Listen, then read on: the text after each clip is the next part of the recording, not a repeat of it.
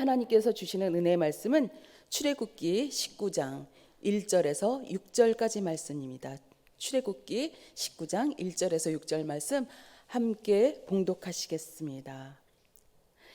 이스라엘 자손이 애굽 땅을 떠난 지 3개월이 되던 날 그들이 시내 광야에 이르니라. 그들이 르비딤을 떠나 시내 광야에 이르러 그 광야에 장막을 치되 이스라엘이 거기 산 앞에 장막을 치니라. 모세가 하나님 앞에 올라가니 야훼께서 산에서 그를 불러 말씀하시되 너는 이같이 야곱의 집에 말하고 이스라엘 자손들에게 말하라. 내가 애굽 사람에게 어떻게 행하였음과 내가 어떻게 독수리 날개로 너희를 업어 내게로 인도하였음을 너희가 보았느니라. 세계가 다 내게 속하였나니 너희가 내 말을 잘 듣고 내 언약을 지키면 너희는 모든 민족 중에서 내 소유가 되겠고 너희가 내게 대하여 제사장 나라가 되며 거룩한 백성이 되리라. 너는 이 말을 이스라엘 자손에게 전할지니라. 아멘. 오늘 이 본문을 가지고 은혜의 약속이란 말씀 제목으로 함께 말씀 나누시겠습니다. 성경책은 계속 펴놔 주시기 바라겠습니다. 출애굽기는 이스라엘 백성들의 애굽에서의 고난으로 하나님께서 모세를 통해 이스라엘 백성들을 애굽에서 나오게 하시고 출애굽 후에 하나님께서 그들에게 언약을 주시는 두 부분으로 나뉜다고 볼 수 있습니다. 19장은 이스라엘 자손이 출애굽 후에 시내산에 도착하고 약속을 받는 부분이 시작되는 장입니다. 시내산에서 하나님과 언약을 맺게 되는 것이죠. 이스라엘 백성은 이곳에서 1년을 머물면서 하나님께서 주시는 율법을 받게 되는데 약속의 말씀의 세부 조항을 받게 되죠. 하나님이 왕이 되시고 이스라엘은 하나님의 백성이 된다는 큰 골자의 이야기입니다. 본문 말씀 보겠습니다. 이스라엘 자손이 애굽 땅을 떠난 지 3개월이 되던 날 그들이 시내 광야에 이르니라. 이집트를 떠난 지 석 달 만에 그들은 시내 광야에 이르게 되죠. 이스라엘 백성들이 이집트에서 몇 년을 살았죠? 430년간을 살았습니다. 그래서 그곳을 떠난 지 3개월이 되던 날 시내 광야에 이르렀습니다. 430년이나 이집트에서 살고 나온 지 3개월이나 되었는데 3개월 동안이지만 참으로 많은 일들이 있었습니다. 430년 동안에는 정리하면 고난이었죠. 근데 이 3개월 그 짧은 기간에 참 많은 일들을 이들은 겪게 됩니다. 유월절과 무교절이라는 절기를 보내게 되고 하나님의 기적으로 살아가게 되죠. 구름과 불기둥 그리고 홍해를 건너게 되고 마라의 쓴물이 달물이 되는 그래서 치료의 야훼 하나님을 또 경험하게 됩니다. 그리고 만나와 메추라기 또 반석에서 물이 나오게 되고 아말렉과 싸우게 됩니다. 그래서 모세의 손을 들고 기도하면 이기는 그 유명한 말씀이 나와 있는 야훼 니시 하나님의 증거되는 말씀이 또 나옵니다. 또한 장인 이드로의 방문으로 인해서 가족을 만나게 되죠. 가족 상봉이 이루어지고 또 우두머리를 세워서 재판하게 하는 등 많은 일들이 이 짧은 3개월 동안 일어난 일들입니다. 여기서 그들이라고 하면 출애굽기 12장 37절과 38절에 보면 이스라엘 자손이 람셋을 떠나서 숫곳에 이르니 유아 외에 보행하는 장정이 60만 가량이요라고 기록되어 있습니다. 장정이 60만이라고 하면 나이 든 사람, 부녀자들 그리고 아이들까지 합치면 대략 약 200만 명이라고 합니다. 그리고 38절에 수많은 잡족, 수많은 다른 사람들을 말합니다. 그들과 양과 소와 심히 많은 가축이 그들과 함께 했습니다. 그 많은 사람들이 3개월 동안 이집트에서 나와서 이 시내 광야까지 이르게 됩니다. 생각해 보십시오. 이 많은 사람들이 함께 움직이면서 말이 광야지 여기는 거의 사막을 말합니다. 200만 명이 함께 움직인다고 하는 것은 우리들의 상상을 초월하는 일인 것이죠. 10명씩 들어가는 장막을 마련한다고 해도 20만 개의 장막이 필요했으니까 정말로 엄청난 규모의 사람들이 이동해 온 것입니다. 우리들이 생각할 때 4인 가족 아니면 친척들과 함께 10명 이상의 가족들이 여행을 간다고 생각해 보십시오. 그것만 생각해도 준비할 것이 많고 번거로운 것이 많아 생각만 해도 피곤해지지 않습니까? 그런데 200만 명이 함께 움직이고 있는 것입니다. 자동차도 없이 말이죠. 작은 나라 하나가 움직이고 있는 것과 마찬가지입니다. 더더구나 눈앞에 닥친 큰 문제는 의식주의 문제가 심각했겠죠. 그리고 특히 사막이기에 물의 문제가 굉장히 심각했을 것입니다. 그렇다 그러면 그런 곳에서 200만 명이 먹고 마시고 산다고 하는 것은 하나님의 기적이 아니고는, 하나님의 자비가 아니고는 불가능한 일인 것입니다. 누구나 상상해도 충분히 알 수 있는 이 일 때문에 더욱더 우리 하나님이 영광을 받으셔야 될 줄 믿습니다. 그렇기 때문에 사람의 힘으로는 도저히 할 수 없는 일이었죠. 그러므로 철저하게 하나님을 의지하고 살아가는 방법을 배워야 하는 것입니다. 그렇다면 이들이 시내 산에 온 이유는 무엇입니까? 하나님께서 모세에게 약속하신 내가 하나님의 산에 백성들을 이끌고 와서 하나님께 예배 드릴 것이다 라는 말씀의 성취가 있는 것이죠. 그리고 여기서 하나님이 이스라엘 백성을 자기 백성으로 또한 삼으시고자 하셨습니다. 그 이야기가 계속 전개가 되어지고 있는 것입니다. 2절입니다. 그들이 르비딤을 떠나 시내 광야에 이르러 그 광야에 장막을 치되 이스라엘이 거기 산 밑에 장막을 치니라. 산이 보이는 시내 광야에 천막을 쳤습니다. 이 르비딤은 출애굽한 이스라엘 백성들이 시내산에 도착하기 전에 마지막으로 진치고 머물렀던 장소입니다. 이스라엘 백성들이 물이 없어 목말라 하면서 하나님을 원망할 때 모세가 반석을 쳐서 물을 낸 곳입니다. 또한 아말렉의 공격을 받아 전쟁을 치룬 곳이기도 하죠.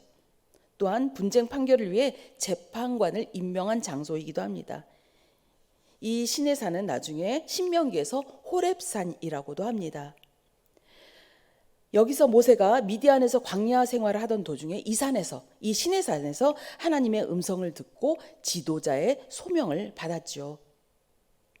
이곳은 하나님께서 언약의 말씀을 주신 결국 결혼과 같은 것입니다. 약속한 것, 언약한 것, 이 장소를 말한 것입니다. 하나님과 하나님의 백성, 이것을 우리가 영적으로 결혼한다고 하죠. 네, 그 장소를 말하는 것입니다. 3절입니다. 모세가 하나님 앞에 올라갔고 야훼께서 산에서 불러 말씀하십니다. 너는 이같이 야곱의 집에 말하고 이스라엘 자손들에게 말하라. 이것은 야곱 자손들에게 말하여라. 이스라엘 백성에게 전하여라. 이런 뜻이죠. 4절입니다.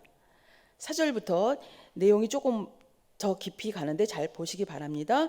내가 애굽 사람에게 어떻게 행하였음과, 여기 4절부터 4절과 5절에 보면 내가 내게로, 5절에 내게 내 말, 내 언약, 내 소유, 굉장히 하나님께서 하나님 자신을 강조하고 계십니다. 내가 어떻게 행하였고 내가 너희를 업어 내게로 인도하였음을, 5절입니다. 내게 속하였나니 내 말을 잘 듣고 내 언약을 지키면 내 소유가 되겠고, 하나님께서 정말 지나치실 정도로 하나님이 자신을 강조하십니다. 하나님이 중심이 되어야 되는 우리들의 삶과 우리들의 사고방식, 하나님께서 이것이 어떻게 될 때 하나님께서 어떻게 하시는지에 대한 이야기인 것입니다.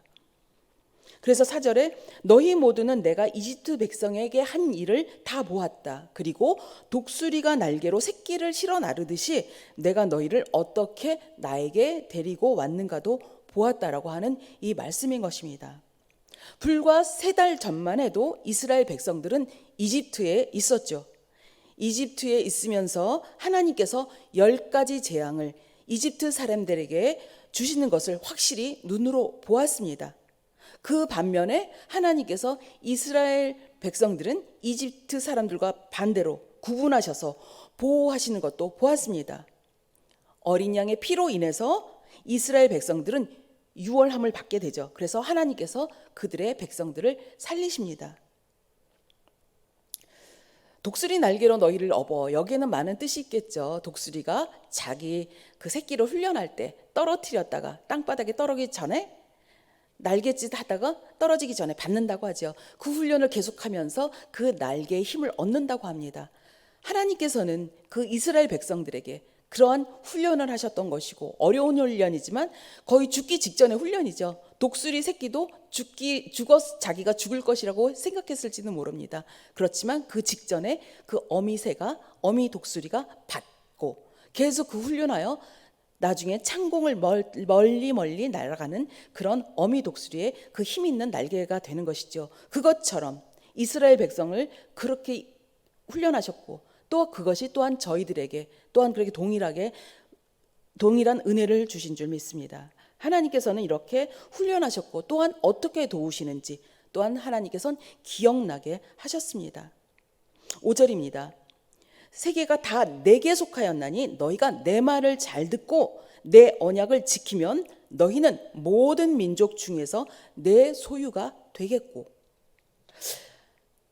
여기서 이 말씀은 이제 너희가 내 목소리를 듣고 내 언약을 지키면 너희는 모든 백성 중에서 나의 보물이 될 것이다. 온 땅의 백성이 다 내게 속하였지만, 이런 말씀하십니다.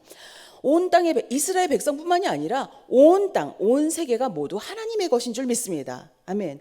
그런데 그 중에서 하나님께서 이 이스라엘 백성을 보물로 본 것입니다. 5절에 그 이유가 나옵니다. 세계가 다 5절 세계가 다 내게 속하였나니, 여기서 하나님께서는 이스라엘 백성을, 사실 솔직히 말씀드리면 하나님께서는 이스라엘 백성을 택하실 이유가 아무 이유가 없는 것입니다. 하필이면 그 많은 세계 가운데 더 많이 똑똑한 사람들이 있었을 수도 있고 더 순종 잘하는 사람들이 있었을 수도 있었는데, 하나님은 하필이면 이스라엘 백성들을 택하셨습니다. 하나님의 의지인 것입니다. 하나님의 뜻인 것입니다. 택함을 받을 이유가 없었지만 택함을 받은 것이죠. 저희 모두 마찬가지죠. 저희 모두 하나님 앞에 택함 받을 이유가 없지만 하나님은 저희 모두를 택해 주셨습니다. 할렐루야. 하나님의 통치 안에 있기 때문에 하나님은 다른 민족을 택할 수도 있지만 유일하게 또 하나님께서 이스라엘을 구별해서 택하셨습니다. 사랑할 이유가 없음에도 불구하고 말이죠. 그 많은 백성들 가운데 이스라엘을 택하셨죠. 하나님의 무조건적인 은혜입니다. 아멘. 또한 온 세계가 하나님께 속하였다고 또 말씀하십니다. 온 세상에 하나님 것이고 하나님께서 다스리시기 때문에 주의 백성에겐 얼마든지 하나님께서는 하나님 마음대로 하실 수 있는 것입니다. 그럼에도 불구하고 하나님은 계속 내가 너희에게 어떻게 하겠다고 하나님은 계속 강조해서 말씀하시죠. 특별히 너희가 내 말을 잘 듣고 내 언약을 지키면 너희는 모든 민족 중에서 내 소유가 되겠고. 지금 이 말씀 중에 이 소유 뒤엔 히브리어 단어 세굴라라는 단어가 있습니다. 이것은 가장 특별한, 가장 진귀한 보석, 보물을 뜻하는 단어입니다. 이 단어가 숨겨져 있습니다. 그래서 너희는 내가 가장 귀하게 여기고 소중하게 여기는 보물이 되겠다라는 의미인 것입니다. 하나님께서는 우리를 가장 귀한 보물로 보고 계신다는 것입니다.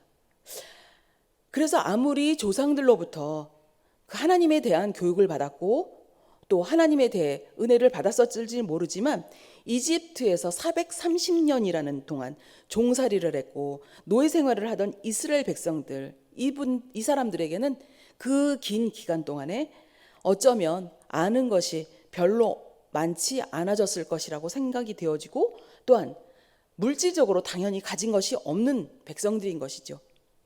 그럼에도 불구하고 하나님께서는 가장 귀하고 가장 소중한 보물이라고 말씀하십니다. 아끼는 보물로 내가 삼을 것이다 라고 선포하십니다. 아무 이유가 없는데도 말이죠. 그 언약이, 그 말씀이 이 시간에도 저희들에게 너무나 많은 은혜를 주시는 줄 믿습니다. 왜냐하면 저희들도 마찬가지로 택함 받을 이유가 없었기 때문이죠. 그럼에도 불구하고 너무나 예수님을 보내셔서 십자가에 죽이시는 정도로 우리를 사랑하셨다는 것, 얼마나 감사한 일인지 이 사순절 기간에 특별히 고난주간을 앞두고 다시 한번 생각되어지는 말씀입니다. 하나님과의 이 언약을 지킬 때, 계약, 약속을 지켰을 때 하나님께서 베풀어 주시는 은혜를 우리는 모두 누리게 되는 것입니다. 동등한 자격이 아니라 윗사람이 아랫사람한테 은혜를 베풀 때 그것이 계약이라고 하는 것입니다. 손해가 보는 것 같지만 그냥 그렇게 되어진 것. 하나님은 그렇게 되죠. 하나님은 전혀 이득이 되는 것이 없음에도 불구하고 하나님이 완전히 손해보는 그 계약을 맺어주셨습니다. 약속을 해주셨습니다. 은혜를 베풀어주는 계약인 것이죠. 은혜의 약속을 해주신 것입니다. 그래서 하나님께서는 은혜의 약속을 잘 지키면 너희를 세상에서 가장 존귀한 자로 삼으신다고 약속해 주셨습니다. 할렐루야. 우리는 하나님의 가장 귀한 소유가 되었습니다. 6절입니다. 너희가 내게 대해 제사장 나라가 되며 거룩한 백성이 되리라. 너는 이 말을 이스라엘 자손에게 전할지니라. 너희는 내게 제사장 나라와 거룩한 백성이 될 것이다 라고 선포하십니다. 너는 이 말을 이스라엘 백성에게 전하여라. 하나님께서 이렇게 말씀하신 것은 다 명령이신 것 같지만 저희에게 주시는 약속인 것이죠. 너희가 내게 대해 제사장 나라가 되며, 이 얘기는 너희가 하나님과의 그 언약을 잘 지키면 내게 대해 제사장의 나라가 될 것이다 말씀하셨습니다. 하나님께서 아브라함에게 약속하셨듯이 너와 내 자손은 열방에게 축복의 통로가 될 것이다 라고 약속해 주셨죠. 어떻게 축복의 통로가 되었습니까? 온 세상 사람들에게 하나님을 알리고 하나님께로 나아올 수 있도록 준비해 주는 그 제사장의 역할을 하는 것이 이유가 되는 것입니다. 제사장은 하나님을 위해서 열심히 일하는 것도 있지만, 그런 의미도 있지만, 더욱 중요한 것은 하나님과 가장 가까운 데서 하나님을 섬기고 하나님의 임재하심을 특별하게 누릴 수 있는 사람들을 말하죠. 하나님께서는 우리 모두가 이렇게 제사장 나라가 된다고 말씀하십니다. 그 나라가 될 것이다. 하나님이 임재해 주시고 하나님과 특별히 함께 교제해 주신다는 그 놀라운 약속인 것입니다. 그래서 우리들은 그 이스라엘 백성들 마찬가지고 우리들에게 주신 메시지인 것이죠. 이 땅에서 제사장처럼 돼서 세상 사람들을 모두 하나님께로 인도해야 된다는 의미인 것입니다. 하나님을 아는 축복, 또 하나님이 경험할 수 있도록 하는 일이 우리가 할 일인 것입니다. 우리가 태어난 이유이고 또 사명인 것이죠. 우리는 이 위대한 사명을 띠고 태어난 줄 믿습니다. 아멘. 또 거룩한 백성이 되라. 구별되고 분별된다는 뜻인 것이죠. 그래서 하나님께서 이집트 사람들에게서 이스라엘 사람들을 구분해내서 부르셨던 것처럼 세상이 우리를 보고 하나님을 알게 될 줄 믿습니다. 또 저희는 이렇게 하나님께서 주시는 세계관을 갖고 계속 살아내야 될 줄 믿습니다. 우리가 아는 하나님께서 선택하신 것입니다. 우리가 예수를 믿은 것이 아니라 하나님께서 선택해 주셨고 우리는 그것을 순종하여 믿은 것이죠. 하나님께서 그래서 우리를 거룩한 백성이라고 칭해 주시었습니다. 할렐루야. 그래서 결국 예배와 삶이 하나가 되어야 될 줄 믿습니다. 마지막으로 하나님께서 말씀하시죠. 너는 이 말을 이스라엘 자손에게 전할지니라. 이것은 하나님께서 그 백성에게 은혜를 주시고 축복해 주셨던 것처럼 우리 자손 모두에게 동일한 은혜를 주신다는 의미인 것입니다. 할렐루야. 그렇기 때문에 하나님께서 주시는 놀라운 이 은혜의 약속, 이것을 누릴 수 있는 것은 우리가 하나님께서 그 약속을 그대로 지키면 누린다고 하신 것이죠. 보배로 삼아주시고 축복의 통로로 삼아주신다는 것인데, 이것은 어깨에 무거운 짐이 아니라 우리가 그것을 할 때 참으로 우리가 행복해지는 길인 것입니다. 그렇기 때문에 마무리합니다. 그래서 하나님께서 이렇게 택하실 이유가 없는 이스라엘 백성을 택하신 것처럼 우리를 택해 주셨고, 이것이 하나님의 무조건적인 은혜인 것, 그것을 하나님께서 우리 모두에게 정말 동일하게 놀라운 은혜로 부어주신 줄 믿습니다. 그래서 정말로 하나님의 뜻대로 사셔서 정말 하나님 그 말씀 가운데 하나님이 주시는 이적과 기적을 경험하셔서 이스라엘 백성들이 하나님의 말씀 가운데 모든 기적과 이적을 누렸죠. 저희 모두 그렇게 이 세상 가운데 이 현재의 삶에, 미래의 삶에도 모두 동일하게 누리게 될 줄 믿습니다. 아멘. 할렐루야. 우리뿐만이 아니라 우리 자녀들, 우리 후손들에게, 우리 가문 모두에게 정말 동일한 놀라운 은혜를 채워주실 줄 믿습니다. 아멘, 할렐루야. 그렇기 때문에 두려워할 일이 없고 정말 이 은혜가 정말 날마다 정말 넘치게 부어주실 줄 믿습니다. 이제 성경책에 아까 우리가 읽었던 19장 5절 6절 우리 함께 읽고 마무리하겠습니다. 출애굽기 19장 5절에서 6절 함께 큰 소리로 정말 선포하면서 읽겠습니다. 세계가 다 내게 속하였나니 너희가 내 말을 잘 듣고 내 언약을 지키면 너희는 모든 민족 중에서 내 소유가 되겠고 너희가 내게 대하여 제사장 나라가 되며 거룩한 백성이 되리라. 너는 이 말을 이스라엘 자손에게 전할지니라. 아멘. 사랑해 주님 감사합니다. 하나님 정말 감사합니다. 이렇게 놀라운 은혜의 약속을 이스라엘 백성들에게만 주신 것이 아니라 저희 모두에게 동일하게 주셔서 감사합니다. 저희뿐만 아니라 저희 자녀들과 저희 후손들에게, 자손들에게 하나님 그렇게 주신 줄 믿사오니 저희들이 용기를 내어 하나님 열심을 다해 정말로 하나님의 말씀대로 살아가며 또 말씀을 선포하며 전하는 저희들의 참된 복된 삶이 되도록 축복하여 주시옵소서. 하나님 지금 세상 가운데 참 많이 어지러운 상황입니다.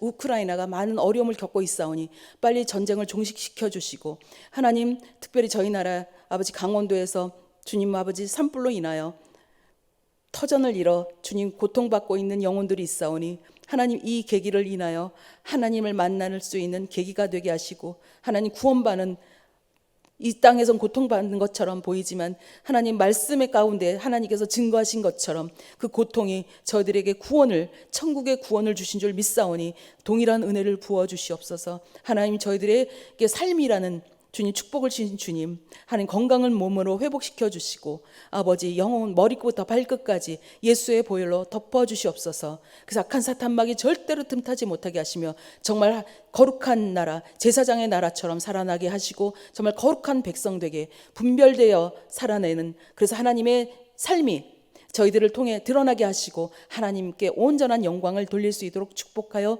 주시옵소서. 치료하심을 찬양합니다. 이 모든 것이 감사하여 주님께 물질 드리오니 하나님 영광 받아주시고 사용하여 주시고 정말 그것을 통하여 정말 놀라우신 우리 아버지의 은혜가 또 하나님의 임재가 나타나는 귀한 제물이 되도록 축복하여 주시옵소서.